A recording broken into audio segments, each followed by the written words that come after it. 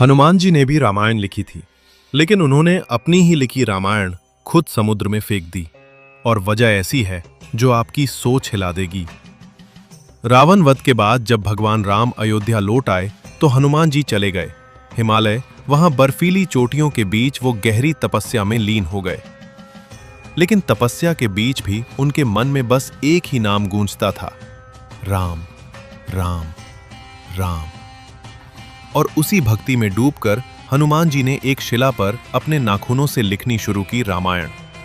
सोचो, कलम नहीं, कागज नहीं, सिर्फ नाखून, अटूट भक्ति। सालों तक हर दिन हर पल वो पत्थर पर उकेरते रहे राम कथा। और इस तरह जन्म हुआ हनुमान रामायण का। कहते हैं ये रामायण इतनी सुंदर, इतनी भावपूर्ण थी कि शब्द नहीं, भाव बोलते थे। फिर एक दिन महर्षि वाल्मीकि अपनी लिखी रामायण लेकर हनुमान जी के पास पहुंचे। जब उन्होंने हनुमान जी की रचना देखी तो वो स्तब्ध रह गए। उनकी आंखों में एक अजीब सी निराशा थी। उन्हें लगा उनकी लिखी रामायण हनुमान जी की भक्ति के सामने फीकी है। हनुमान जी सब समझ गए। उन्होंने कुछ नहीं कहा, बस एक कंधे पर वाल्मीकि जी को बैठाया और दूसरे कंधे पर अपनी लिखी रामायण, और दोनों को लेकर पहुंचे समुद्र के किनारे। अगले ही पल हनुमान जी ने अपनी पूरी रचना उस पत्थर सहित समुद्र में फेंक दी।